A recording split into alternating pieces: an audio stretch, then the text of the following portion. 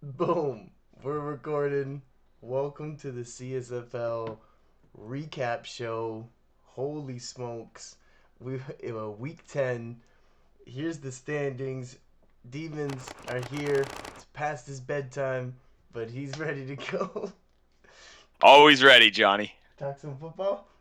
Talk some football. Let's do it. The famous lines. Let's talk some football. Hey, these piranhas on the top. Then we got werewolves, scorpions, wildcats all sitting there. Piranhas 9-1, bears, scorpions, and wildcats all 7-3. Then we got the demons at 6-4, dragons 5-5, cobras and rhinos sitting there right on the edge at 4-6. Both of those two teams, and then we scroll down and we got the Blue Jays, Gators, and werewolves tied for 3-7, and then we got the Vipers at 2-8. These standings, you had some thoughts you wanted to say about these standings real quick before we take a look at the first matchup, Demons. I'd love to hear it. We now have 6 teams that have punched their tickets to the playoffs. The Demons and the Dragons joined the top 4, and they're now in.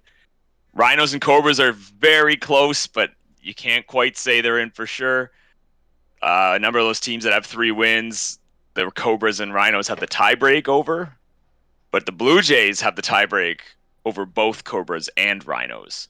So this is far from over. A lot of that could change. How these teams stack up could change. There's a lot of tie breaks between the 7-win and 6-win teams. The Piranhas have taken the first seed, which is not unexpected. But the Scorpions beating the Bears certainly threw a monkey wrench into that top end of the standings. So it's going to be an interesting final week to see where these teams end up. That's for sure. And we're talking about what is the tiebreaker? Is it points for? Is it point differential? Is it head to head? We thought it was head to head, but when you look at the lineup, it goes Bears second and Scorpions third, even though the Scorpions beat the Bears. So I'm not too sure how that's going to line up, but we're going to find out really quickly, aren't we? So, Well, the Wildcats beat the Bears too, right? yeah, yeah. So they technically should be fourth if it was head to head. Yeah, that would make sense. Why? Yes, why aren't they fourth? That's strange. Yeah, I'm not too sure of what's going on, like how the settings are for the Madden '09. It doesn't really say like in the settings or like what the tiebreakers are. So I guess we're gonna have to get back with the research, but we're gonna find out really quickly if it's points for or if it's point differential. Because even looking at the points for it isn't right. So I'm not too sure exactly what that tiebreaker is. So we gotta find that out Well, really maybe I quickly. spoke too soon then. I have no idea if the Blue Jays have the tiebreaker over the Rhinos and the Cobras then. That's my bad. Yeah, no, I was just thinking about exactly about what you said, and I was like, oh my god, what is the tiebreaker? Because yeah, I'm not too sure, but we're gonna find out. Well, Let's now get. that it's unknown, all the 3-win teams are back and alive. They're It could be back. anyone can make it. Yeah. Amazing. Okay, let's go take a look at the first game, and this is a game the Demons are definitely gonna want to talk about in full detail. Demons, you waited patiently for this one.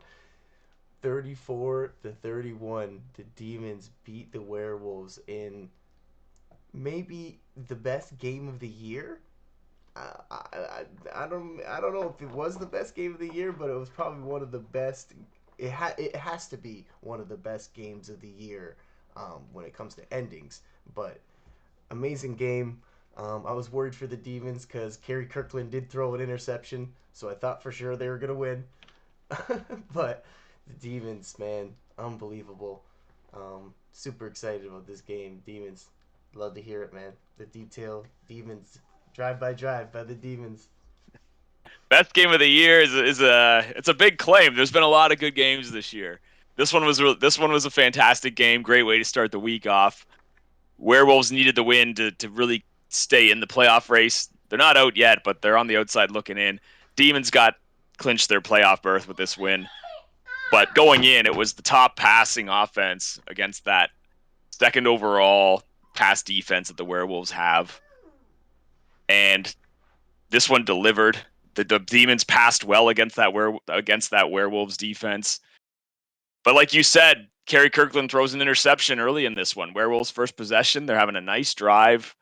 And Kirkland throws an interception in the end zone to Julian Hickson, free safety for the Demons. Demons turn that into 6, doing what they're good at, a 70-yard touchdown to Lamar Ball. Oh, sorry, it wasn't the touchdown. It was a 70-yard completion to Lamar Ball on the drive where there was really no yards after the catch. It was a ridiculous pass in the first quarter where Watson stood in the pocket for a fair bit of time and didn't get any pressure, just aired it out and ball got under it. That ball traveled a long distance in the air and it was a great throw. Then the drive, the Demons capped that off with a touchdown.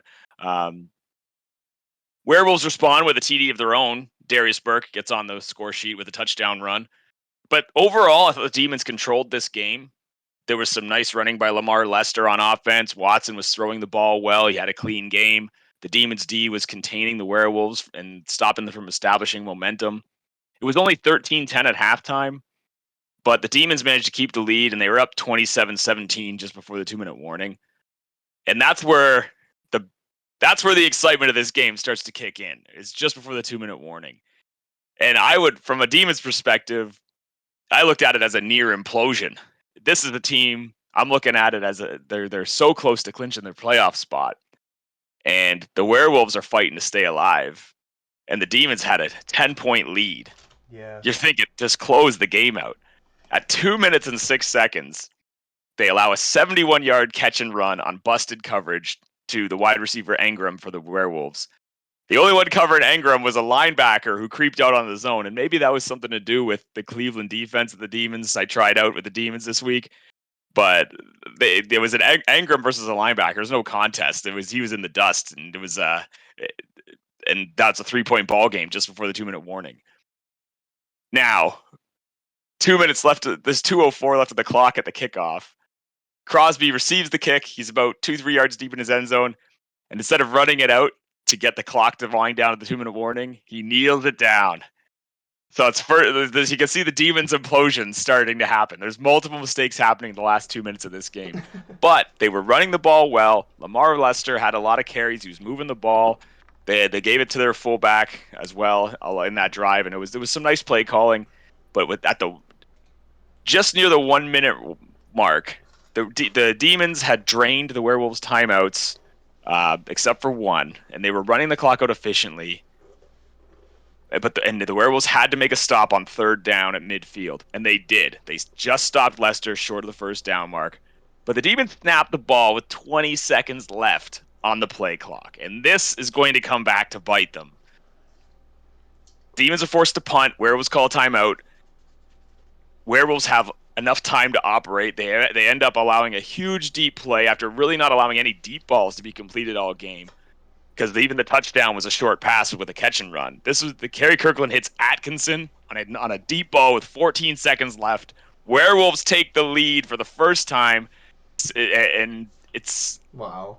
I believe the first time, and the Demons are kicking themselves because 14 seconds are left on the clock when that touchdown was scored.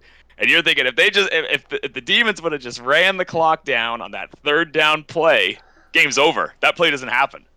Right. But then we would have been robbed of an Atkinson touchdown, and we would have been robbed of what followed.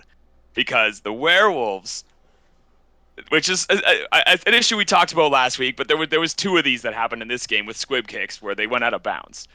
And the Werewolves made that mistake. They tried to squib kick to kill some clock. It ended up biting them. They ended up kicking it out of bounds. And this is a story that we've heard a couple times this year already. It happened against the Blue Jays, and it happened against the Bears. Essentially a walk-off touchdown because it happened with 2 seconds left. Watson to Shane Antwine, deep touchdown, 60-yard play. He breaks a tackle at the 5-yard line. These guys are clutch when it comes down to the wire. Wow. They made the play. Watson beats the coverage. Antwine's there. He actually had it again, and this. If you recall the Bears game, the Bears shut down Antwine quite effectively in that game. And in this one, the Werewolves were doing the same. That pass defense was keeping Antwine out of it until the very end when the Demons needed him. And then the Demons found him, and he made his play. But Despite all that, there was 2 seconds left. And there was a kickoff. The game was over. Demons clinched playoffs. Werewolves are shaking their heads, wondering how they let that one get away right at the end there, because they really did have that one in hand after the Atkinson touchdown. Yeah, wow. But Kirkland had a very good game. 343 yards, 3 touchdowns, one costly interception with that end zone play, but most of his yardage did come in the last 2 minutes of that game. But he still had a good game, the overall and stat sheet. Watson, another day at the office for Watson, 317 yards, high rating, and 2 touchdowns. And Lamar Lester was leaned on this road game for the Demons a little more than usual. 20 carries, 111 yards, and 2 touchdowns running. He's now at 5 touchdowns in the last 2 games, and he's starting to pick up right before the end of this season. Overall, great way to start the week. It was an exciting finish in a classic CSFL fashion. It sure was. Yeah, wow. It sure was. Absolutely. What a great game. It was one of my favorite, for sure, of the year. I got super excited. And talking about that Werewolves secondary, shout out to Brandon Paris, number 21. That boy shuts people down.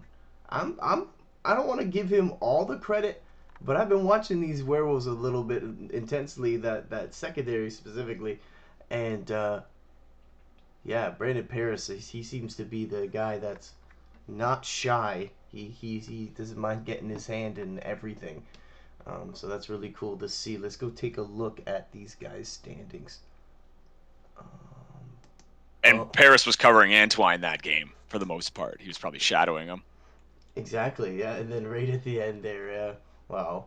The Werewolves. We're taking a look at the Werewolves here, versus the Scorpions. The Werewolves are away, and the Scorpions are at home.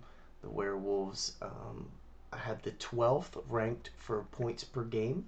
They have the 11th ranked total offense, but they have the fourth best total defense with the second best passing defense.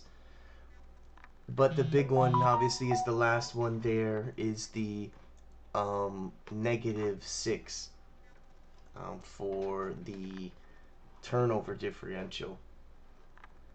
Yeah, and that one played a huge role in this game. When you show one turnover on the stat sheet and it's an interception in the end zone, as much as we like to say that Kerry Kirkland throws the games that he throws picks, he has big games. They cost you. Turnovers cost you. The Demons played a clean game, 0 turnovers, and Werewolves had one. And really, if you look at the score sheet, Demons got a touchdown off the turnover, and that's the difference in the game. It's so true. The Werewolves, I'm so impressed. Like, I know that they didn't have the season or that they expected or wanted. Obviously, they had a good draft, got a really good defensive lineman there in Summers, and have a really good linebacking core, and obviously a great secondary. Um, but I was really impressed with these Werewolves, how they fought back, and with Kerry Kirkland, and to have a fourth rated defense when you only have 3 wins is gotta. What does that tell you, Demons? What does that tell you when you see that they are the second best for the pass defense and fourth best for total defense, even though they're 3-7? They started to figure out their offense with Kerry Kirkland, but I think it just was too late. The, he brought some excitement to the team, but he also had some games where he was maybe holding the back, but that's going to happen. The beginning of the year, this defense was getting hung out to dry. Quincy Barnett was not doing them any favors.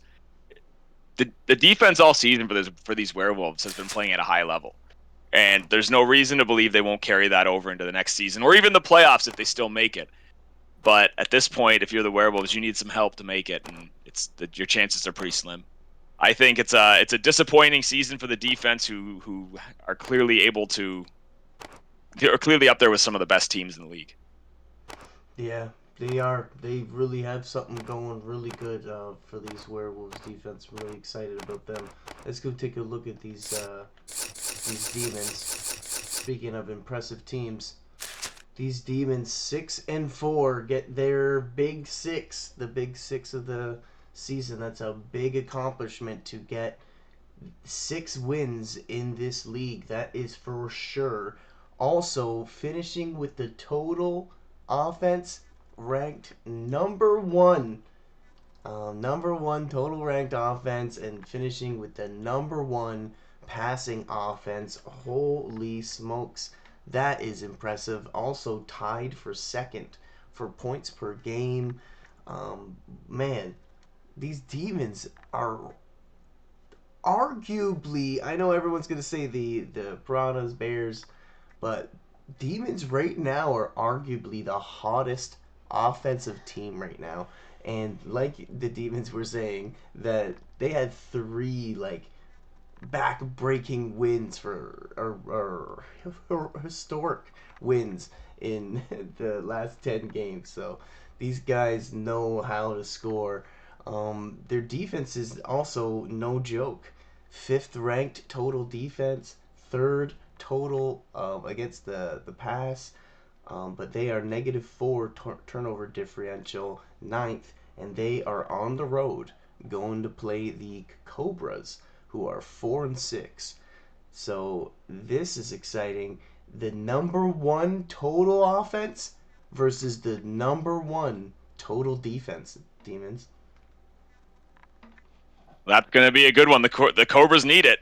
The Demons are in. The Cobras need this one to stay alive. There's teams that could knock them out.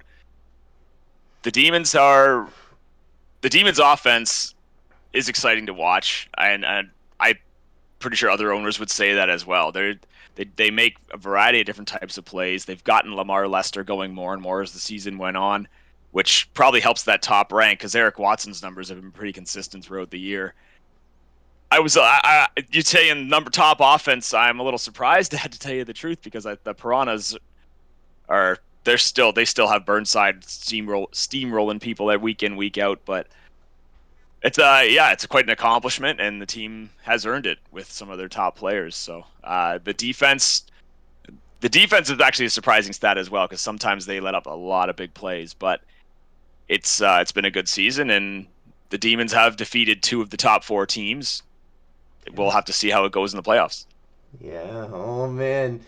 Will the Demons be able to get everything this first season, to be able to get the big offense, the big wins, the big record, and can they get a first round playoff win is what these guys are looking forward to, because if they get one, they go right to the semifinal, and then anything can happen. So it's just about getting past that first round, and let's see if the Demons can get it done. They are looking extremely impressive their first season, and they are going against these desperate Cobras, who have the number one ranked defense, who are pretty impressive themselves, but they're on a 2-game losing streak, but they're at home.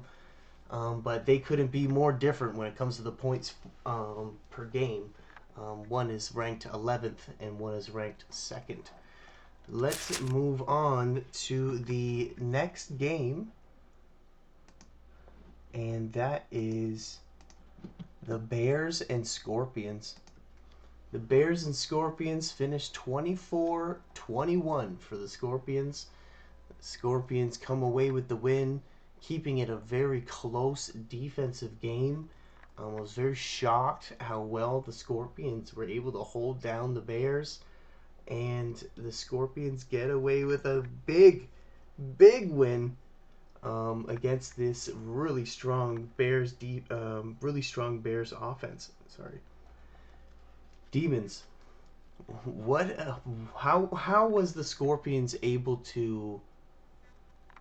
I don't want to say shut down, but how were they able to? Well, they did. They kept them to 7 points for 3 quarters. So I'm going to say it. How did the Scorpions shut down the Bears?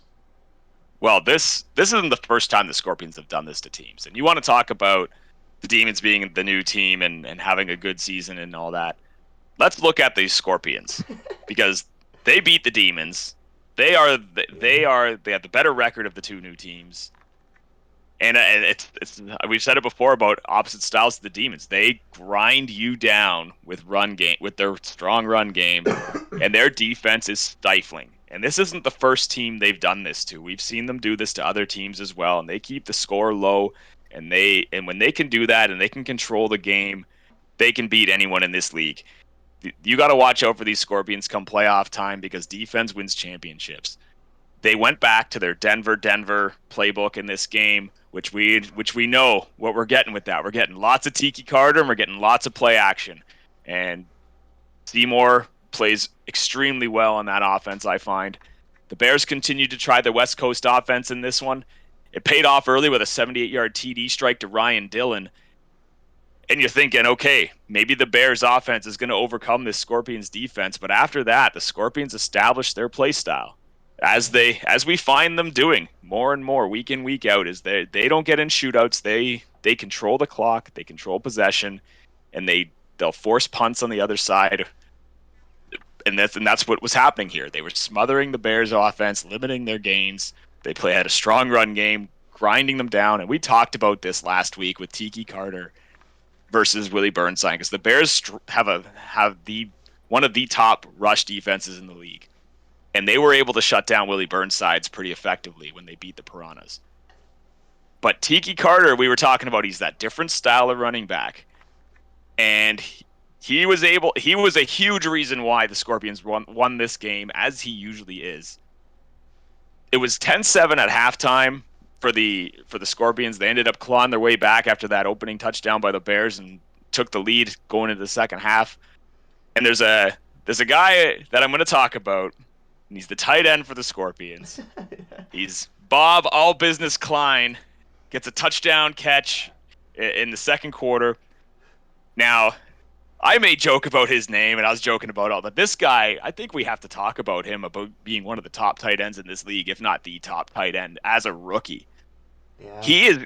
We are talking about him every week. He has big numbers on the stat sheet, seemingly week in, week out.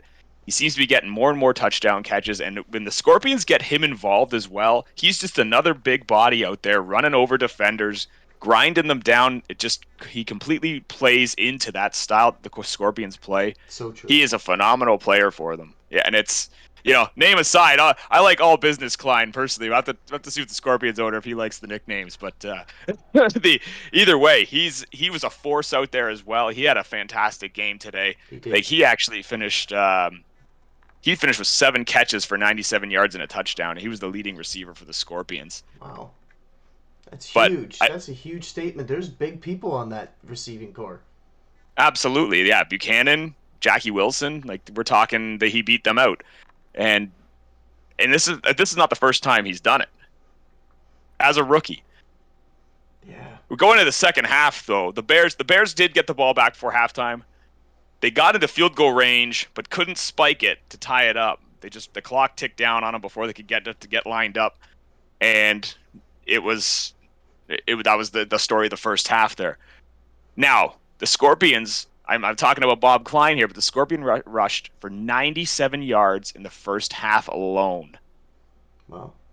Now, to start the second half, the Scorpions get the ball, drive down to the Bears' 2-yard line on a 3-minute and 37 this second drive. And this is what the Scorpions do. They have a 3-point lead, they get the ball, and they run a massive drive that kills the clock, wears the defense down. But the Bears defense stepped up on 3rd and goal, had a tip drill play, lots of defenders in the area. Seymour tries to throw to the right side. Bears end up tipping the ball into their own hands, get the interception in the end zone. And it looks like this is where the Bears are going to wake up. They respond with a touchdown drive where Hilliard ends up getting a 1-yard TD to cap it off. But this was not easy for them. The Scorpions were making life difficult. Their defense was flying around the field. The Bears were fighting for every inch of real estate. Hilliard had to break a tackle in the backfield to score the final touchdown on the drive. But the Bears went up 14-10 with 3 minutes and 38 seconds left. So take that into perspective for a second. Yeah. There's only 3 minutes and 38 seconds left on the game clock, and there's only been 2 drives in the second half. That is Scorpions football. They want that game close because they're confident they're going to come out on top. So what happens later as this game goes on? We're talking about Bob Klein and Jackie Wilson coming up with big plays midway through the fourth, which is another recurring theme every week, is these two guys helping out the Scorpions late when they need them. And then Tiki Carter, who else but Tiki Carter, caps off the drive with a touchdown run for the Scorpions to take the lead. The Bears broke the Scorpions D really for the first time since their opening drive. I mean, their touchdown drive aside, they didn't really break their D. They just kind of made enough plays to get down to the field. But they got through them here for a big play on a 38-yard touchdown on a post route to Brian Strickland. 3 defenders were in the area, but Bill Morris placed this ball so well that the defenders didn't matter. Strickland was able to be the only one in position for the catch. Made it. They took the lead, but the Scorpions, showing the other aspect of their game that really doesn't get talked about enough, is they do make big plays of their own. They responded with a 50-yard touchdown from Seymour to Buchanan, and they took the lead for good and closed the game out. Crazy ending to the game. The Scorpions kept it close, and then all of a sudden it started going wide open. But when it got wide open, the Scorpions were able to keep up and take the lead. This The Bears game. offense. Sorry, go ahead. No, go ahead. I was going to say this game had a playoff feel to me. Go ahead. Absolutely did. These were two teams that both want to host a game in the first or second or beyond, maybe host every game in the playoffs. These teams are fighting it out, and they are top teams in this league. It had a great finish, but the Bears offense being held to just 369 yards was a big storyline in this for me. And the Scorpions running for 153 yards. The Scorpions imposed their will on the Bears more than the Bears did on the Scorpions. And the Scorpions come out on top as a result. The Bears did have 2 100-yard receivers. One was their tight end as well, Joe Claiborne, who had 115 yards, and Ryan Dillon had 101 yards, including a touchdown. Shout out to Thomas Vickers on the Bears. He continues his strong season. He had 9 tackles on the day, and he just continues being a tackling machine out there. Wow, look at these. Look at these Scorpions beating the Bears. That is a huge statement game. Also, they are now 4 wins out of their last 5 games. These Scorpions are rolling, and the last 2 teams they beat were the Demons and the Bears. So they are rolling, these Scorpions, and now they are on the road, which they have no problem doing. They are now on the road against these Werewolves, and this looks like a mismatch on paper. But they have the Scorpions looking very impressive with the 3rd best total defense. Also, 4th for turnover differential with 3. And their defense is not like they're good at one thing. They're good at both. They have the 4th ranked pass defense and the 5th ranked rushing defense. Very balanced. But their offense seems to be leaning in one way, with the 10th ranked offense, 2nd for rushing offense, but ranked last, 12th for passing offense with only 2,300 yards. They also are tied for 8th for points per game. So they are not very explosive offensively, but like you said, that's not their style. Scorpions, could they finish? Looks like they could finish with an 8-win season, Demons. And if it all goes down the way that it shows up on paper, they will finish with an 8-win season. But the Werewolves are desperate. So how would that play out? Because that's the X factor in this game. The Werewolves aren't out of it yet.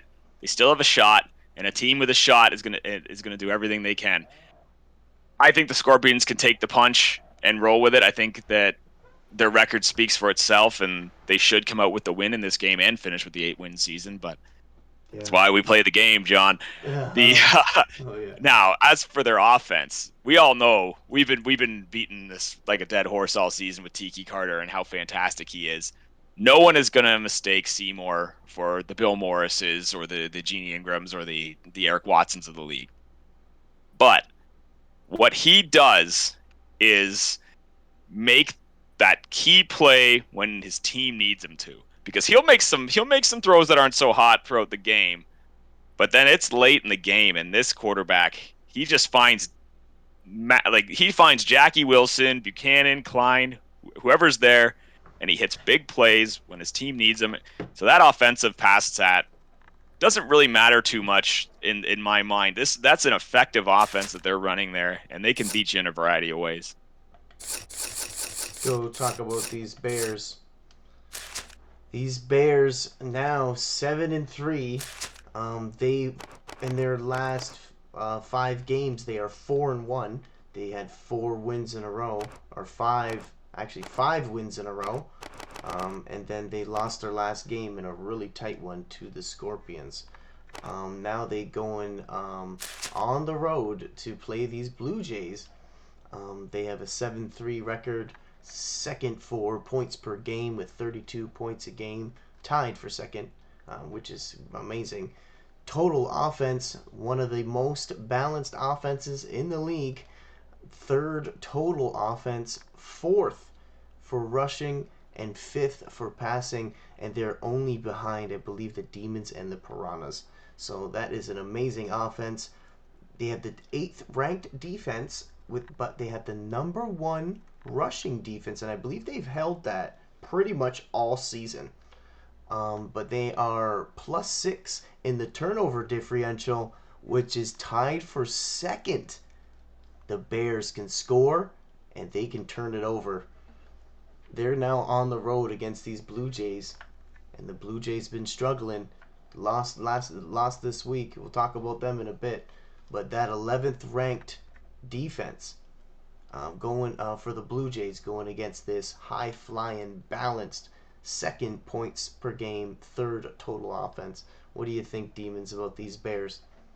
They're gonna get an 8-win season too. Same story here. On paper, they should. We had this one. This one to me, whereas Kerry Kirkland going against that Scorpions defense would concern me a little bit. He throws interceptions a little more often than some of the other quarterbacks. In this game, you've got Eric Reeves, and you're talking top run defense for the Bears against Eric Reeves. Well, we know how that storyline goes. Eric Reeves is going to be airing the ball out like crazy. Right. Now, the Bears, they have a solid pass defense too, but we always talk about their run defense here. It's that one's gearing up to be a shootout, I think. Now, Bill Morris is up to the task. He can keep up with Eric Reeves. I think it's going to be a great game. I think that's going to be. I think the Blue Jays. If the tiebreak is head to head, the Blue Jays are the 3-win team with the best shot at making the playoffs. So this might have game of the week on it because the Bears are also looking at the possibility of not having a home game if they lose this, based on how Wow. things play out. So it's this has big implications, and they need and for a team that's had such a successful season, you want that home game if you're the Bears. Because their 3 losses they actually lost in a game that wasn't in overtime this week, but their 3 losses are against the Wildcats, the Scorpions, and the Demons. Mm-hmm. And so you're talking 3 of the top 5 teams Yeah. that have given them the losses, which come playoff time they're gonna have to beat. You're gonna have to think they're gonna have to beat 1 or 2 of those guys to win a championship. As long as they line up against the Piranhas, they'll beat them, right? As long as they get that 51 against the Piranhas. Yeah. Oh my goodness, Bears looking very impressive, and they do have the bragging rights about beating those Piranhas. But hey, there's nothing that this team can't do. But the Scorpions gave them a loss, and honestly, it might be a good thing that they got that out of the way, and maybe they can bounce back from this and catch some more momentum and go into the playoffs strong. It could be because no, I don't think anyone was catching the Piranhas anyway. There you go. So now let's go take that we take a look at these. We took a look at these two teams. Let's go take a look at the next game. Move right along. And the next game is the Blue Jays and the Dragons. The Dragons scoring 24 points in the fourth quarter, ending up finishing with 45 points. And yes, the Blue Jays came back, then made it to 34 points, but I felt like this game was the Dragons. They've publicly talked about multiple times about how they were upset and sour about those losses that they had that were so close that they felt that they should have had. There's some demons and multiple owners that I've talked to about the Dragons said that the same thing, that they could roll with almost any team, if not any team. They got 45 points against their rival. Maybe a lot of people don't know that, the fans at home, the Dragons and the Blue Jays are a rival. They play each other every preseason. Nobody knows each other better than these two teams. Like, maybe not knows each other better, but these guys have their own rivalry going big time. And the Dragons took it out on the Blue Jays. And I love to see it. I'm not gonna lie. It was great to see these Dragons fly. Demons, love to hear your thoughts on this game. Well, the rivalry of this one just adds to it. These teams both wanted this game big time. The Blue Jays needed it to stay in the race. The Dragons needed it to clinch. And the Dragons wanted it just that little bit more. They played hard. They got the win at home. This one had the makings of a Blue Jays blowout at the beginning. It was 10-0 early. And the Blue Jays looked like they were on a mission. Like 10-0 Blue Jays early. Yeah.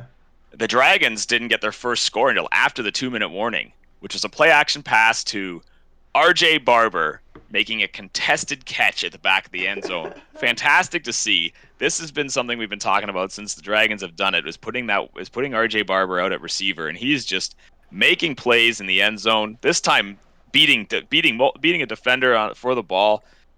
It's great to see that decision paying off for them. And the Dragons being the sixth place team in the playoffs right now, those top six teams, any one of them could make a run. I know the Piranhas got to be the favorite, but any one of them can make a run right now, and including the Dragons, who have shown that they can roll with the big boys. But after that, we're in the 2-minute warning. The Dragons force a punt, and there's a fumble on the return. Though the Dragons fumbled the punt after the Blue Jays punt the ball to them, and it's a bad look. The Blue Jays recover deep in Dragons territory. It looks like it's going to be at least a field goal for the Blue Jays, and they're going to go into halftime down 13-7 or worse. But yeah, the turning point in this game is when Brendan Platt throws a 42-yard touchdown on the last play before halftime. And the Dragons didn't look back from that point.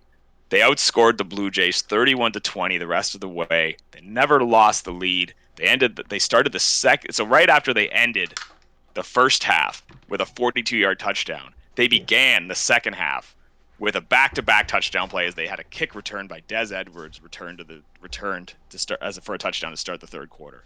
These Dragons they woke up, and their fourth quarter was as good as any team's this season. You mentioned it earlier, 24 points in the fourth quarter. I don't think anyone's topped that. That's got to be 4 scores in one quarter is just phenomenal football. They closed out the game, no problem. Irv Orlando forced a fumble with just under 2 minutes left in the game. He got a 59-yard defensive touchdown. Platt, in this one, I can't say enough good things about him. 158.3 rating, 238 yards on the day, 3 touchdowns. He only threw 14 passes. 11 for 14 for 78% completion percentage. This guy had a near perfect day, and he didn't even have to throw the ball that much, but his team put up 45 points.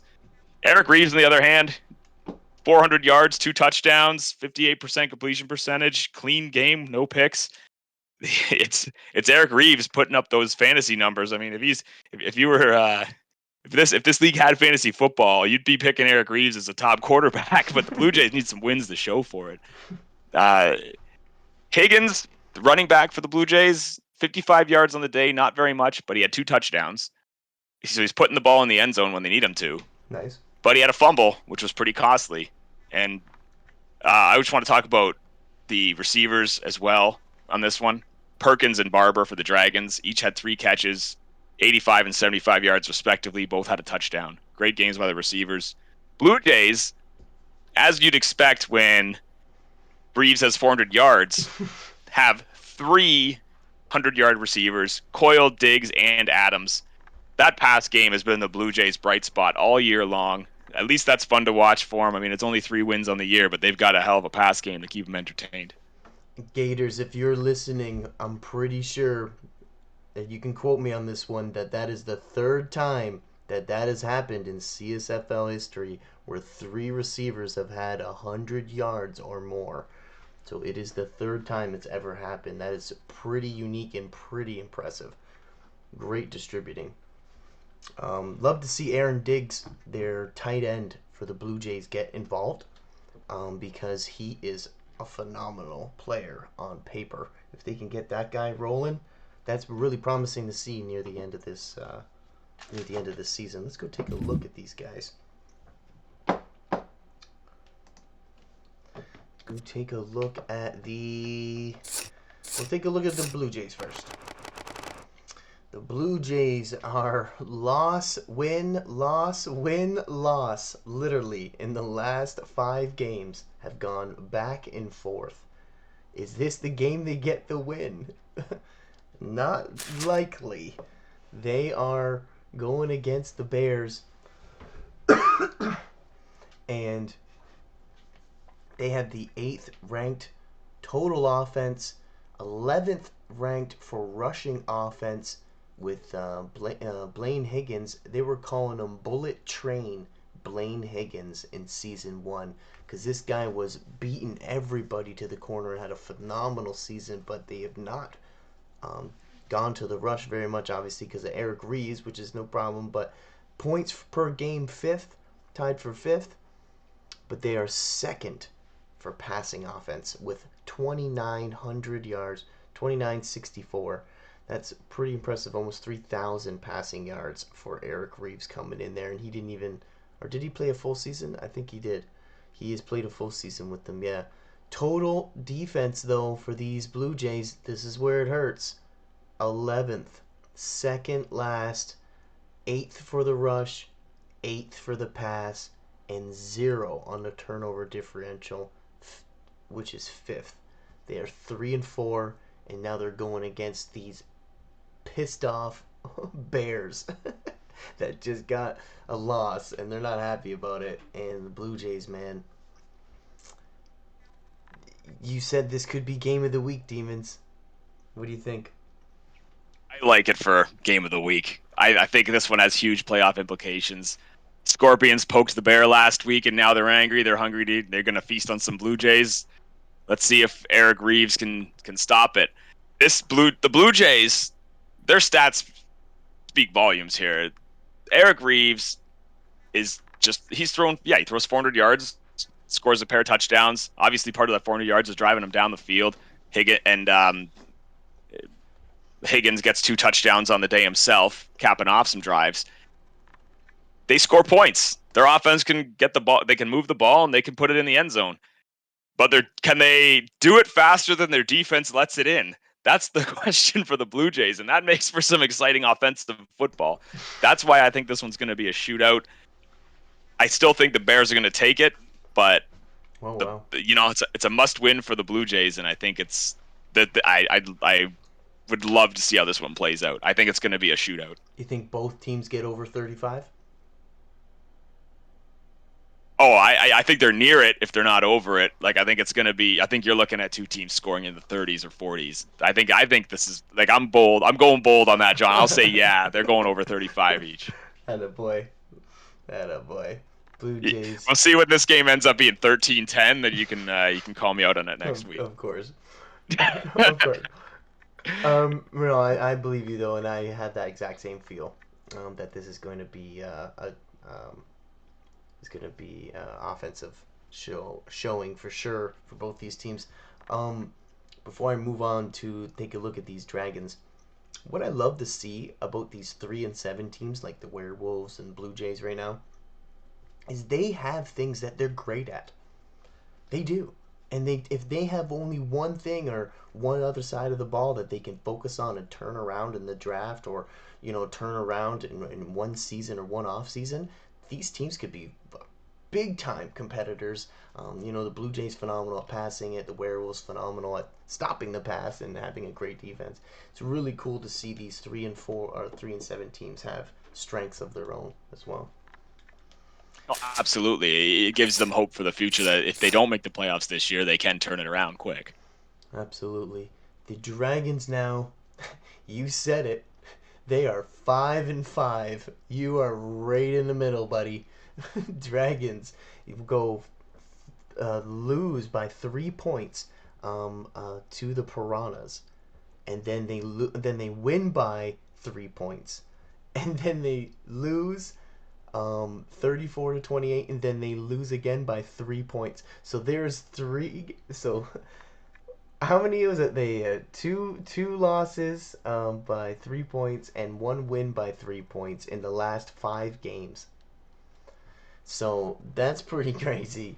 Also, they scored 45 points now, and they're 2 out of the last 5 games. So let's go take a look at these Dragons. They are going against these Gators. Gators are on a 3-game losing streak and have the 12th ranked defense. And these Dragons have the 12th ranked offense. The 12th. And they have the 10th rushing, 10th for passing when it comes to offense. They are really low on the offensive side of it, but Brendan Platt, like you were saying, was playing phenomenal. So hopefully they can turn that around just in time. They are seventh for points per game, which is 30, which is only what was it? The second was 32 points. So they're still at 30 points there, but they're seventh for points per game.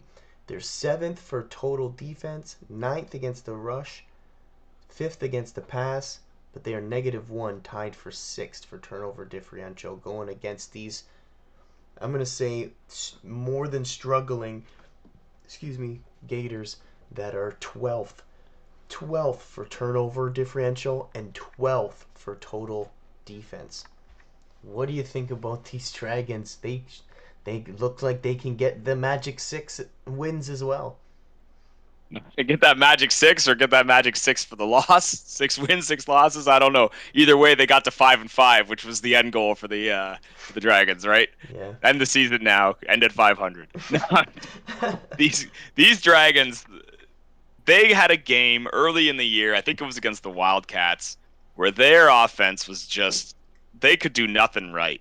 They Yeah. they put up very little yards, had a very tough outing, and they never. I think we talked at the time that their stats would even out, and they never really did. They climbed back up, got to middle of the pack for a few weeks, and then they just sunk back down again.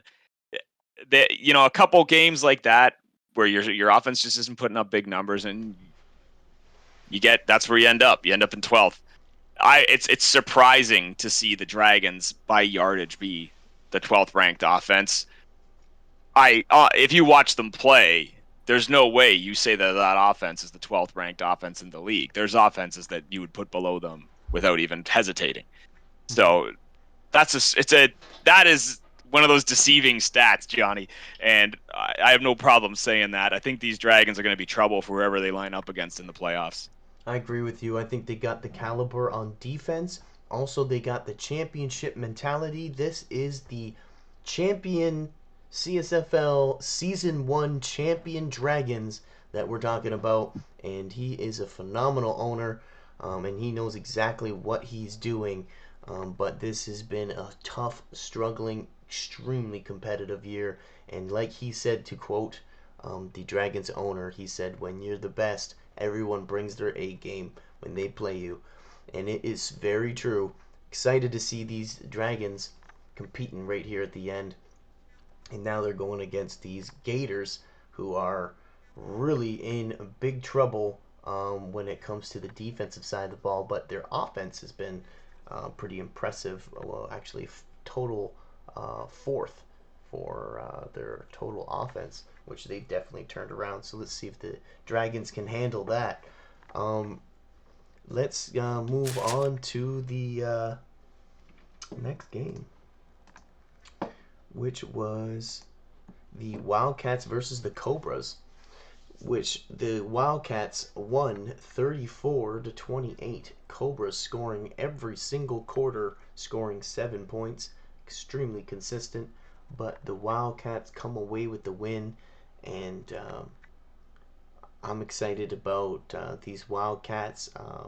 coming back and maybe starting to pick up some momentum going into the playoffs. And Cobras now find themselves really right at the edge on the eighth or seventh seed when it comes to the top eight for the playoffs. Love to hear your thoughts on this game and these two teams. Well, this was an interesting one. For the Wildcats, if you're looking at it from their perspective, they were 1-3 or 1-4 in their last 4 or 5. And if they lose to the Cobras here, they are going against the Piranhas next week. So the Wildcats could have went into the playoffs very much struggling with only one win in the back half of the season. They needed this one just as much as the Cobras did, just for their own confidence. The Cobras, on the other hand, were a 4-win team. I think they were 4-3, and now after losses, or they were 4-4, and after losses to the Rhinos and now the Wildcats, right at the end of the season here, 2 wins. They needed both wins to keep themselves in the playoffs conversation. They're still hanging on, but they got the Demons next week too now, and the Demons are rolling. These Cobras are in trouble. They're in trouble. They gotta turn this thing around. They went all New Orleans in this game, which I personally think that suits them very well on offense. On defense, I don't know. They don't seem to be that stifling defense that we talked about all season. Like all season, we were talking about Cobras top, Scorpions second.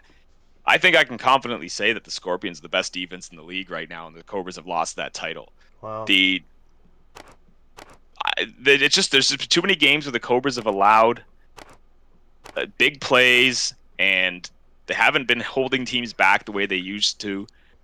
Meanwhile, the Scorpions are doing that to everybody. They seemingly have no problem stopping high-powered offenses. Now, the Wildcats, they were looking for something different in this game, and I'm surprised you didn't point this one out, Johnny, but they changed up their Philly playbooks. They went Baltimore and Kansas City for offense and defense, and we see how it turned out for them. It worked out. Now, early on, it didn't look so good, but there's some games where early on seems to deceive how doesn't seem to tell the story of the end result, because the Cobras cornerback Aaron Sellers intercepts Engram early in this game. He read the QB perfectly. He was in the right spot at the right time. Cobras get a touchdown off the turnover. Michael Pounds with a TD catch, and they're up 7-0 in the first. And then you're wondering, because the Wildcats have had a hard time establishing this big play offense that we've seen from them all year.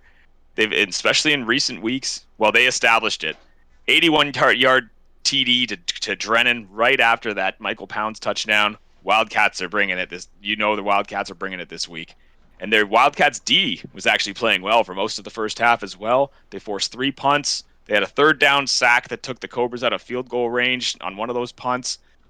Up until the 2-minute warning, at least, then their D started breaking a bit. Cobras had to drive for a touchdown. Simmons hit his second touchdown pass of the game. But right before halftime, the Wildcats were driving. They got into field goal range, and the Cobras did what the Wildcats I just mentioned did to the Cobras. The Cobras sack Engram on a 3rd down when they were in field goal range, and they knocked him out of range, forcing a punt. So we're looking at a 14-10 football game at halftime. The Wildcats were held to 3 rush yards in the first half under this new Baltimore offense, which is kind of shocking, because if I'm not mistaken, 2007, that may have been Joe Flacco, and you think there would have been some running game in that. You think it wouldn't have been a more of a pass-based offense, but only 3 rush yards. And Trevor Simpson's angry, and in the second half was a completely different story. Wildcats open the second half. Simpson gets 55 yards on the first drive, one of them being a 50-yard touchdown run, and he racked up some numbers in the second half. Simmons, on the other hand, kept up his solid play. He had 2 big throws on the response drive, including his 3rd touchdown pass, and he's thriving in this New Orleans offense. Like he has found his strength in that offense, and I think the Cobras see it. They've called that New Orleans offense a fair bit, and Simmons has had a lot of success. I agree. Yeah. Well, the response to that was a Wildcats drive where Engram capped off with a bootleg for the first QB running touchdown of the season on a 2-yard bootleg Yeah. where he barely got in. He had to do some diving, but he made it. This isn't the first time we've seen Ingram run, and he is not fast, but he gets the yards. I think every time he runs, he gets the yards he needs. So it doesn't matter how it looks. It just matters if you get in there. It was 24-21 going into the fourth quarter. Wildcats force a quick punt right off the bat and kill most of the quarter with an 11-play drive, 2 minutes 47 seconds.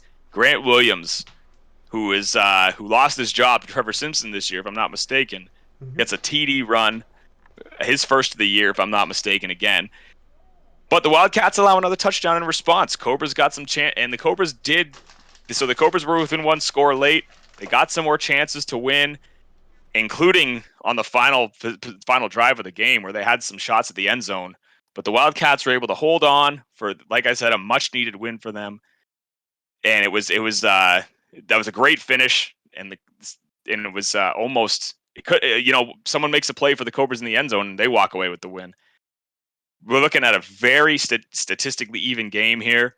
Wildcats 488 yards of offense, Cobras 479. 9 yards the difference between the teams. Just fantastic. Wow. Simmons, in my mind, had his statistically best game of the season. I can't say it was his best game because he didn't come away with the win, but he had 316 yards, 4 touchdowns, no picks, 19 of 30. But again, those numbers, moral victories don't matter. You still got a loss on the stat sheet. Brian Williams was the main beneficiary of that. He had 7 catches, 146 yards, 2 touchdowns on the day. And like I said, after 3 rush yards in the first half, Wildcats running back Trevor Simpson ends the day with 142 rush yards and a touchdown. So he bounced back in the second half big time, was a big reason the Wildcats were able to pull off the win. Absolutely. Love it. Speaking of players coming to life for that, Cobra's offense, Brian Williams has definitely come to life with Ron Simmons, which I love to see. Also, Jeannie Ingram showing Trevor Simpson how it's done. Like you said, he had that big stiff arm before for the first down, and now he's showing the young man how to get it done. I love that. Obviously, you gotta love seeing that. And yeah, I'd love to see these teams play at this high level here late in the season. Let's go take a look at these rankings. I love how often, I think, because even you think it might have been a product of the Philadelphia playbook, but clearly they're running that bootleg in more than one playbook. They're running that bootleg with the Baltimore playbook now. So he brings that with him. He doesn't care what offense they're running. Ingram's going to be running the football once in a while, and you wonder if he's going to pull that out in the playoffs when they need a trick play. Ooh, very, very good point. Yeah, very good point. Yeah, it seems like that's the quarterback calling that play call regardless of the playbook. So that's a very valid point. These Wildcats are supposed to look like a middle of the pack offensively, and they definitely struggle defensively, but they are tied for second for turnover differential with +6, and that is why they have the 7 wins that they do. But now it is all fun and games until you play the Piranhas, and the Wildcats now are on the road going to the Piranhas. They have the 5th ranked points per game. They are 6th for total offense, 5th for total rushing offense, and 6th for passing offense. But they have the 10th defense and the 11th passing defense, and that's going against you know who, Alonzo Graham, and this number 1 ranked points per game, 36.2 points per game, and the second best offense with the number 1 rushing offense with almost 1,600 rushing yards. Insanity. Also, guess what? They're first for turnovers with +11.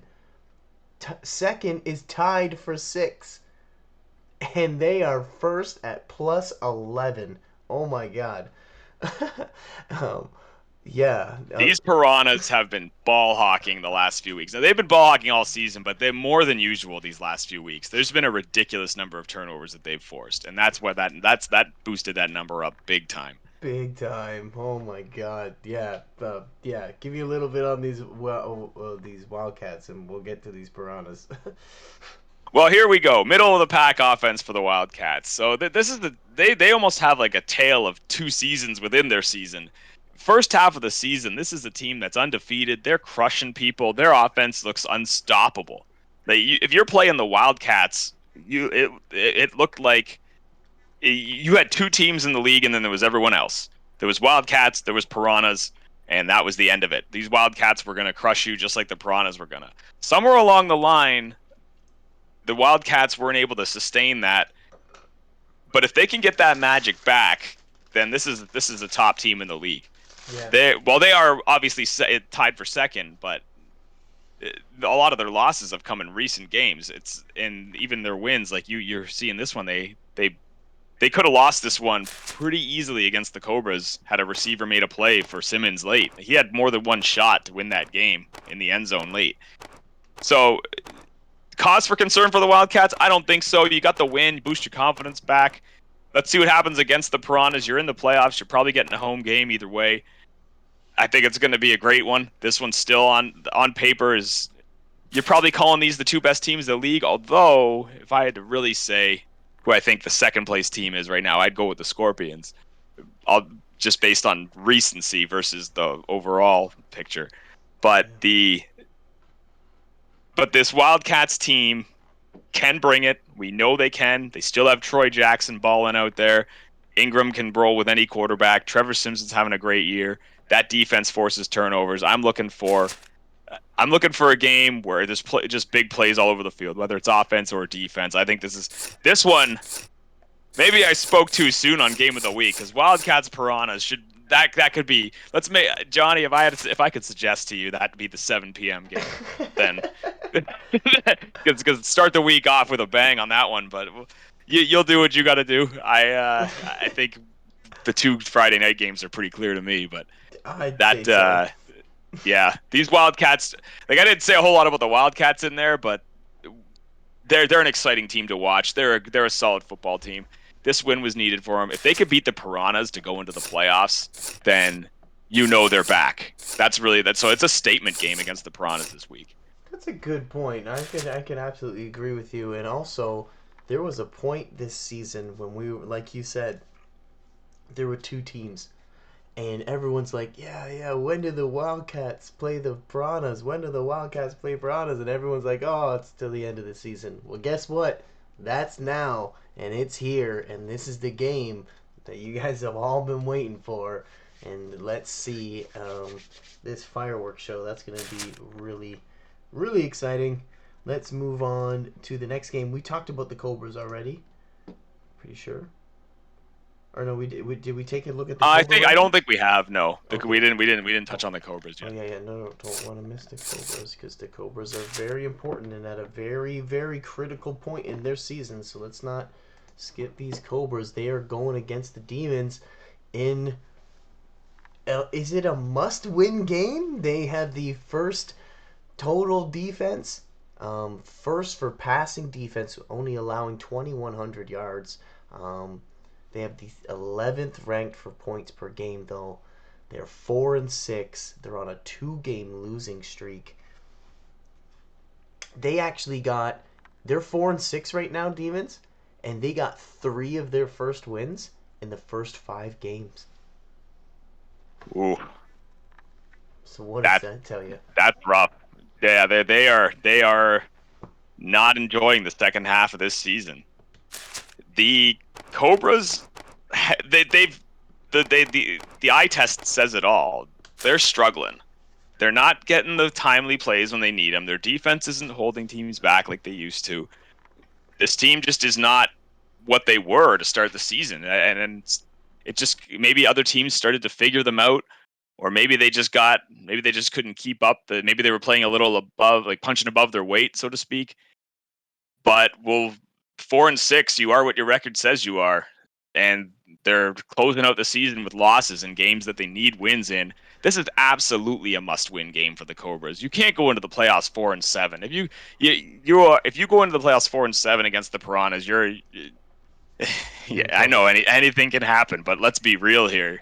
those Piranhas are not going to lose in the first round to a 4-7 team. Everyone's going to fight for that last 8th spot. There's 3 teams that are 3-6 right now, or 3-7 right now, that are eyeballing the Cobras and the Rhinos, looking for one of them to lose. Because you got to think that one of the Werewolves, Blue Jays, or Gators is going to win a game. And with the unknown of the tiebreak right now, Yeah. who knows how that plays out? So the Rhinos and the Cobras are both in must-win games because they control their own destiny. Now, can the Cobras beat the Demons right now the way they're playing?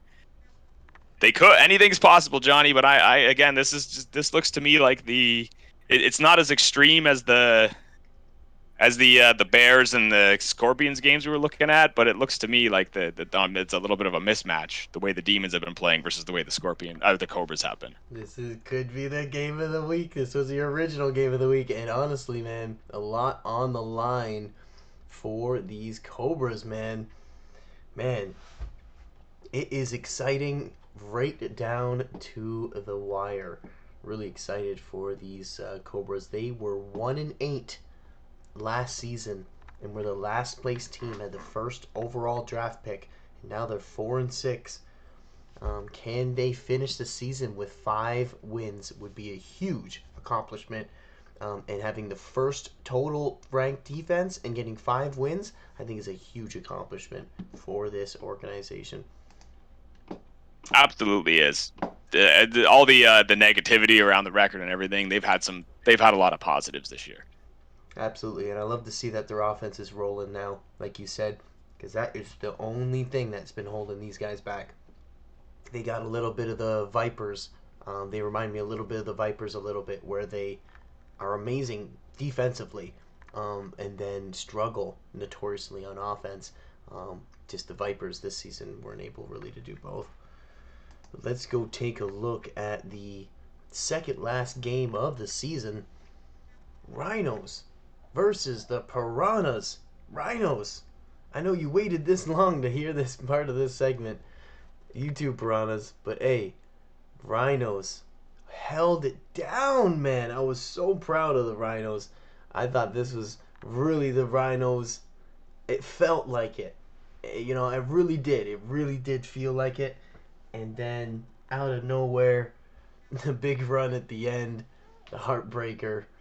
And yeah, Demons will explain a little better than me, but absolutely impressed by the way the Rhinos played these Piranhas. Absolutely should walk out of this with their head up. Well, I'm going to tell you my perception of this game, John. It was around 7:30 on Saturday. I pull my phone out, click on the game just to see what the score is, and I click on it just in time to see Burnside run a 17-yard touchdown in near the end of the first half. Piranhas are up 14-7. I just look at that and I'm like, oh, that looks about right. Yeah, that's Piranhas football right there. I watched the game on Sunday or today, but the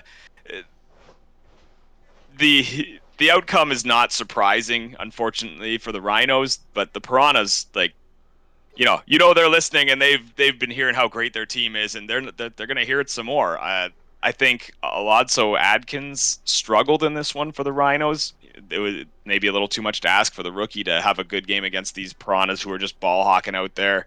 He threw 2 picks on the day, including one to Neil Mitchell, who we've talked about a number of times now. But yeah, Alonso Adkins was only 8 for 15 in the first half. He ended the day 19 of 34. But when you go back and take a look at this game from the start, the Rhinos forced 2 punts on the Piranhas' first 2 possessions. Now that's massive. Yeah. You gotta do something with that because you've now stopped that offense twice, and they had nothing to show for that. And that's your missed opportunity as far as the whole game goes. Because you're not going to get that chance again against these Piranhas. You created your chance, your defense set it up for you, your offense let you down, which is strange for the Rhinos because their offense Yeah. has been, yeah, like their offense gets it done. Mark Marshall makes plays, Dorsey makes plays. Like these guys are high powered, and they weren't there when they needed them early on. Perfect game Because plan. it's Pardon pardon me. you think it was the perfect game plan? It's just the offense let them down. Like it was the perfect because when you line them up like that, like you're able to shut them down defensively and and hope your offense comes through for you. That's like Rhinos perfectly, right? Oh, they executed it, yeah, on defense, but that's the other side of the Piranhas. Like you have to beat them in all phases, and well, like any team, you really have to beat any team in all phases. But the the Piranhas in particular, they're not they're struggling on offense. They're not going to catch them on a day where they're struggling on offense and defense is that's going to be a rare occurrence, and they were not struggling on defense on this day. Right. Their offense woke up around the 3 minute mark in the second quarter. Alonzo Graham hits Andre Watson for a huge 80-yard touchdown. The Piranhas and Rhinos exchanged TDs before halftime. But after that touchdown run by Burnside, Adkins throws a pick that led to a Piranhas field goal, and the Piranhas are up by 10 at halftime. And they're essentially on cruise control. We've seen this script before. That's why I'm saying my perception of this game was different than yours, Johnny, because I think the Piranhas, their script is usually big plays in the first half, wind the clock down in the second half, cruise control to the win. That's what it's been for the last few weeks, and they have dominated some teams on the way to doing that. Um, They have. and that seemed to be the way this one played out to me. The Rhinos did a pretty good job of containing the Piranhas offense in this one, but their own offense wasn't getting the job done. Marshall was limited. They had too many punts. The really you're looking at a 17-7 at halftime. It was 20-10 with about 3 minutes left in the game, and it really felt like two scores was just too much for the Rhinos. Because even if you get within one score, you still have to stop the Piranhas from making it a two-score game again. And that's where you got Willie Burnside putting the finishing touches on the game with an 80-yard touchdown run just under the 2 minute warning. Yeah, doing Burnside's doing Burnside's things out there, and it was he had a 140-yard day with 2 touchdowns. That's why they're the number one rushing offense. Randy Dorsey did find some success against that tough Piranha secondary, though. 9 catches, 130 yards on the day. He was able to get through some of those tough corners and safeties that they have on that team. But Neil Mitchell, 7 tackles, 1 for a loss, and a pick on the day. Yeah. He was back on the stat sheet after a quieter game last week, and he's back out there making his name known for those defensive player of the year votes. He's gotta be defensive player of the year or at least a candidate. He's gotta be up there for one of the candidates. Is what I mean. Yeah. Wow, he Unless is somebody phenomenal. finishes the season with like 4 pick sixes. I think Neil Mitchell's got it on lock, but Neil we'll see. Mitchell, Yeah. man, leading the league in interceptions, and that team is leading the league in interceptions, and he's the one leading that team. So pretty exciting. Taking a look at these Rhinos now, they started the season their first 6 games. They were 1-5. And now they have flipped it around and won 3 in a row, but now lost to the Piranhas. Went on a 3-game winning streak, sorry, and then lost to the Piranhas now, and now are going against the 2-8 Vipers and find themselves 4-6 with their foot in the door, but easily could be closed on them if they don't take care of business. These Rhinos are on the road going against these Vipers, and honestly, this has got huge upset written all over it. The Vipers won last week. The Rhinos just came off their winning streak and lost to the Piranhas and are broken and beaten on the road. They need this win desperately, and the Vipers look like an easy target, 2-8. But will the Vipers strike with the Rhinos coming into the snake pit, and will they play upset and potentially take the Rhinos out of the playoffs? Oh my lord. These Rhinos look right in the middle of the board, pretty much literally across the whole board. They're 4th for points per game, 5th for total offense, 3rd for rushing offense, which I'm shocked.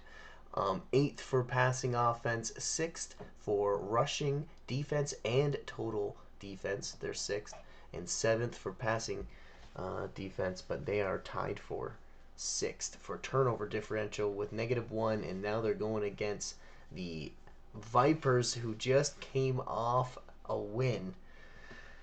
Oh man, what do you think, Demons? Would you, if you're a gambling man, would you gamble on this one? This is a tough one.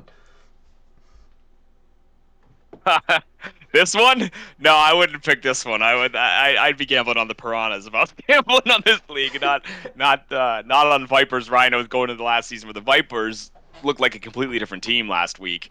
And we said this about the Rhinos last week. Talking about, do you want to play the Piranhas this late in the year when you're fighting for your playoff life? And we were talking about the measuring stick game, and or they were on a 3-game win streak and they were hot. It's the Piranhas are a brick wall, and you better have enough momentum built up to knock that wall down, or you're like the Bears did. As the only team to beat them. But the Rhinos just couldn't get their offense established. Mark Marshall, with that third overall ranked run game, he's really picked it up over their wins recently, but he didn't get it going against these Piranhas. The Rhinos, now all of a sudden everything changes. It was a very exciting run for them here, getting that 3 wins, getting themselves back in the playoff seeding. But now they're in a must-win game against the Vipers, because the Piranhas wasn't so much. They got themselves to a point where they didn't have to win the game against the Piranhas, which was huge for them, because if you have to win a game against the Piranhas to make the playoffs, you're in deep trouble. But For sure. having to beat the Vipers to get in the playoffs isn't that much of a bad thing, except the Vipers look like they're playing completely, like, we'll get to them, but they're playing loose, and they look like a different team. That's a This probably a good point. has yeah, this one is another one where, yeah, you again, one of those 3-win teams is it just seems to me that one of them is going to get a win this week. I don't know which one, but one of them is going to pull off an upset, get the W, and if the Rhinos and the Cobras don't both win, someone's going to sneak in and take their spot. Oh The man. Rhinos got to take care of business in this one. Oh man. This is like literally if you get out of your seat, someone's gonna steal your seat. Absolutely. And then you're standing on the bus the rest of the way. You're Like, it's standing on the bus. yeah, I don't know. That was the first That analogy was that a came good. to You me. gotta wait more like you gotta wait for the next bus next season. Yeah, that's pretty much it. It's like you're off. You can't get back on. Only Yeah. so many seats in the party bus. There's only 8 seats. And will the Rhinos clinch the last seat or the 7th seat? And will the Vipers play spoiler? Honestly, that could be some bittersweet win for these Vipers. They could sneak a win right there, knowing that they're taking that opponent out of the playoffs. Might be a feel good win. That's for sure. Well, I Um, did this bus analogy. You've got 5 teams running towards the last 2 seats. Rhinos and Cobras are slightly ahead of the other 3, but the Vipers have already tripped up the Gators, and they on the way to those seats. They're more than happy to do it to another team. it's so true.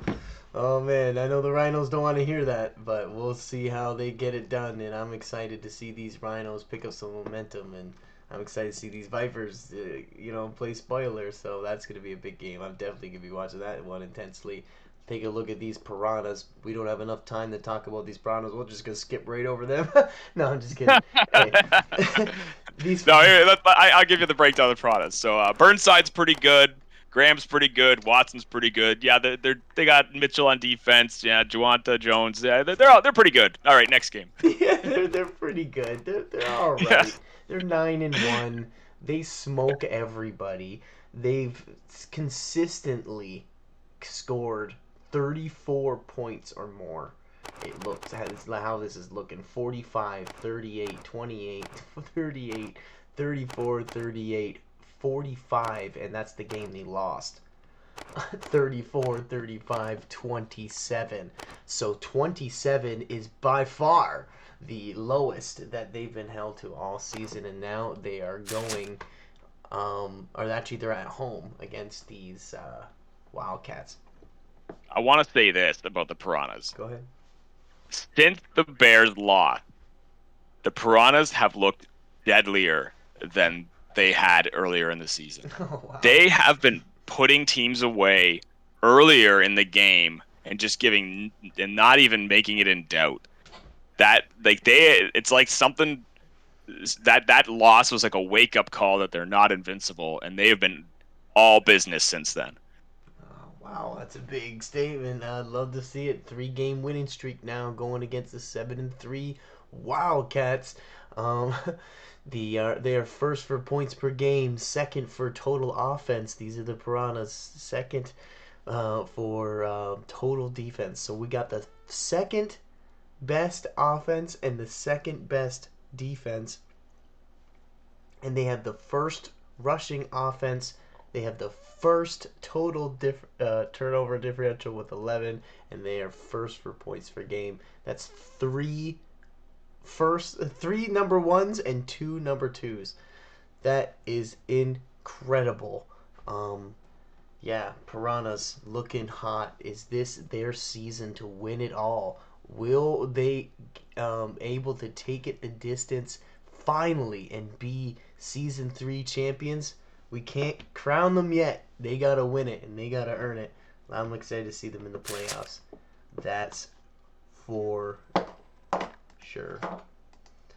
Let's go take a look at the last matchup, which was the Vipers versus the Gators, with the Vipers getting their second win of the season. Congratulations to the Vipers. Take home a win 37-36. One flippin' point. 1 point.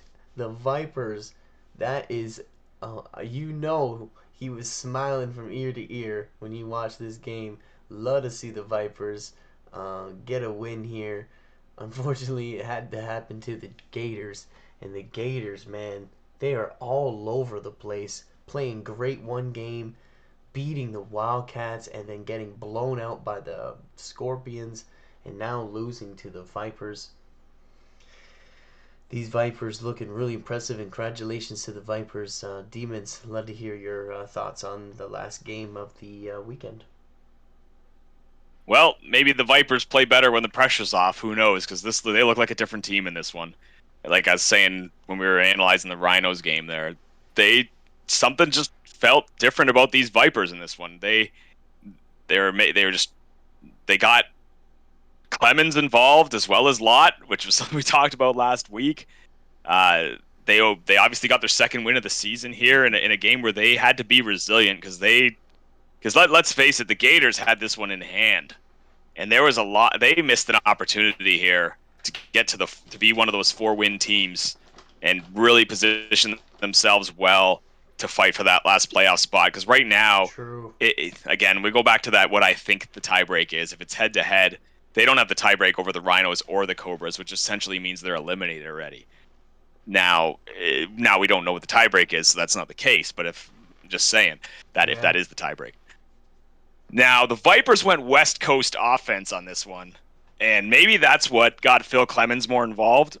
But Quincy Barnett also looked comfortable in this offense, which was something that I don't know if you're the Vipers, if he's still your answer next season or not. I mean, you only won 2 games this year, and wins matter more than how you look in one game. Especially when, no disrespect to either team here, but the Gators were only a 3-win team going in. So your offense looked great against a 3-win team. Right. Now, it was a fast start. Dorsey also had a phenomenal game for the Gators here, and he had a fast start with Darius Henson, who in the first half, he actually had Darius Henson 5 catches, 156 yards, and 2 touchdowns with 136 left in the second quarter.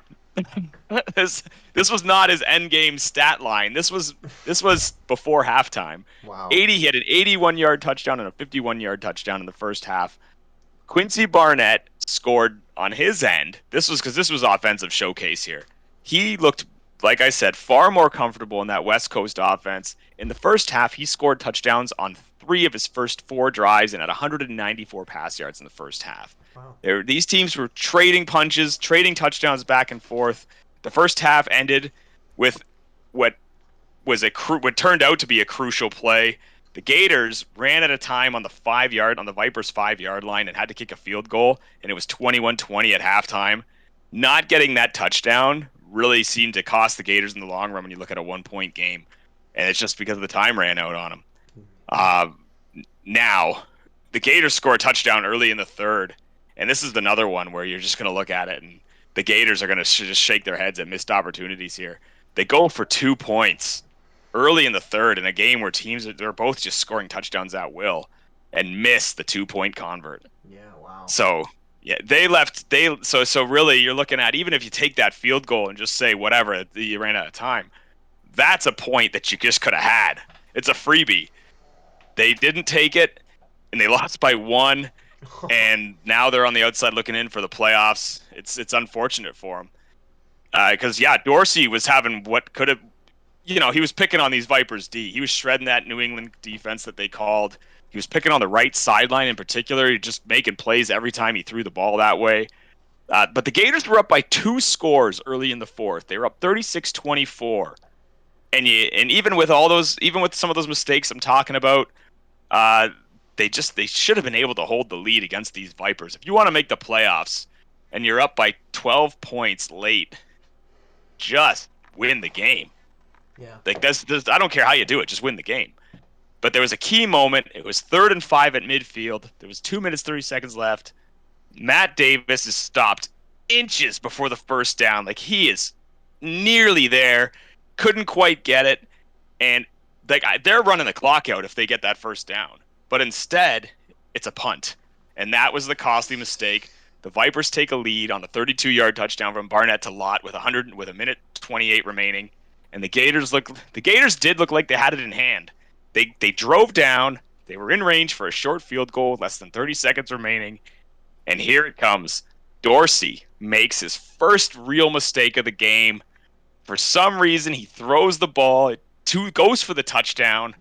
He was clearly in this game. He had a hot hand. He thought he could get it done. Triple coverage in the end zone. Vipers Quentin Hester gets the interception in the end zone. Game over. Vipers win. Second win of the season. The Vipers win a game, and and Barnett finishes the day 15-23, 328 yards, 3 touchdowns, 148.1 rating. He should just retire now and say that was his last game. It's his Al Bundy moment. And for anyone who knows that reference, Yes. Dorsey, 137.4 rating, 546 yards for Ralph Dorsey. 3 touchdowns, 74% completion percentage, 1 costly interception. It's like it's the only thing that you look at. 546 yards on the day, 74% completion percentage, 3 touchdowns. But that 1 interception could literally cost him the game. For all the good things he did, that was the play that he's going to look back on and think, why did I throw that ball? But this one was promising. I got sorry, Johnny. Go ahead, no. Yeah, I know I'm talking a lot. I keep. I'm on a rant and I'm keeping going here. Clemens, 126 yards, 2 touchdowns, and 21 carries. Wow. Very refreshing to see for these Vipers because he has been off the stat sheet or basically a non-factor in these games for a while now. But here's what we talked about last week. Can Clemens and Lott share the football field? Lott, 4 catches, 89 yards, and a touchdown. They did it in this West Coast offense. That is West Coast the solution for the Vipers? Well, you got 1 week as a sample size. If they keep up with it, let's see what happens. But if you're the Rhinos and you're looking at that, and you all of a sudden see, okay, look at these Vipers putting up 30-plus points.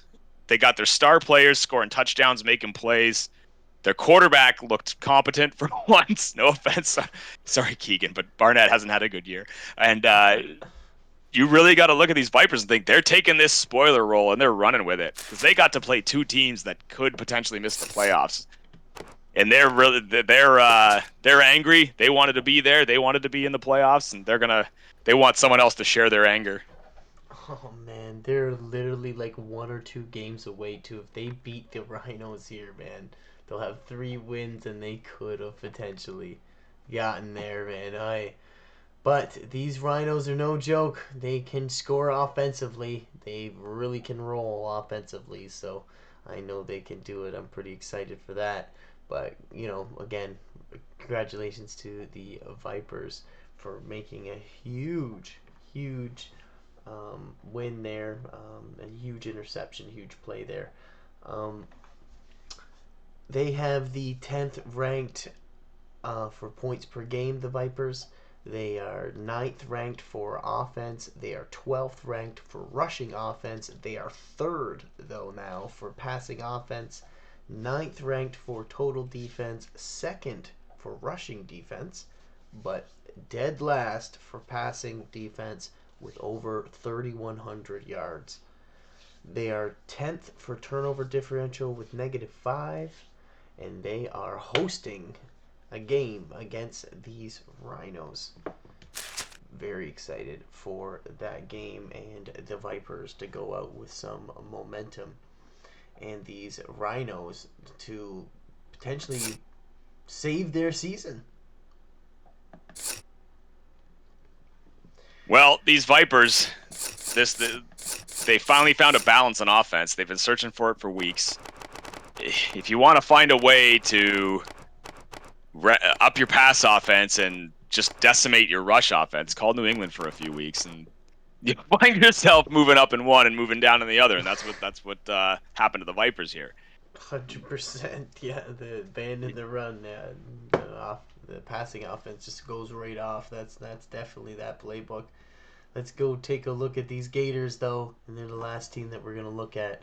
They have gotten 4 losses now in their last 5 games, and they are 3-7. And they just lost a game by 1 point to a 2-8 or a 1-8 team, now 2-8, and find themselves going now against the Dragons, who are 5-5. But the Gators are on a 3-game losing streak now. 12th ranked defense, 12th in turnover differential, but they have the 4th total offense, 4th for passing offense. Do you think that Ralph Dorsey can beat the Dragons and potentially get a 4-game season and maybe get the tiebreaker? Well, the Dragons only have 2 more wins than the Gators. The Dragons, as much as we've been saying they can roll with anyone, they have lost some games that they may look back and say they should have won, and that's maybe the vulnerability here of their team. With that said, the Gators just lost to the Vipers. You lose to the Vipers, I think at this point they had 1 win on the year. Now you just doubled their win total right before the playoffs when they had nothing to play for. The Gators needed to stomp them down and win that game, and the Gators, they had it. It had to be a heartbreak for them when they were up by 12 late, and then all of a sudden they lose that football game. I don't know. I think that might be the nail in their coffin, the final nail for them this year. I think that might be too much for them to overcome. These Dragons are no joke. They're gonna be coming out flying. They don't want to lose to the Gators going into the playoffs. They're in tough, and again, you're talking about who I'd pick. I'd pick the Dragons in this one. Well, there you go. So you heard it here first, folks. The Dragons, though, have the 12th ranked total offense, and the Gators have the 12th ranked total defense. So this is the worst offense going against the worst defense. So that should be a sloppy mess when those two teams are. I don't know, Johnny. I think Brendan Platt's gonna have a field day out there, and with that case, I think that we went over that with that number doesn't tell the story for the Dragons. You've got Barber out there, you've got Platt out there, you've got Perkins, you've got Bryce Locker. These guys are playing good football. The Gators, Dorsey's gonna have to have a big day to keep up with the Dragons, I think. That's true, because it looks like the Dragons have a little bit more balance on offense. Like they got a little bit more of a supporting cast where it seems to be all Ralph Dorsey. So, yeah, that's really exciting. Really excited about those games. And we took a look at the standings, and yeah, it's a tight one, folks. right down to the wire. Who's gonna get in? Who's gonna stay? Who's gonna be sitting at home on their couch? When it comes to the playoffs, super excited about it, guys, and hope you enjoyed it. And thank you so much, Demons, for doing this. You're the best. Anytime, Johnny. It's going to be an exciting final week. That's for sure. Enjoy the games, guys.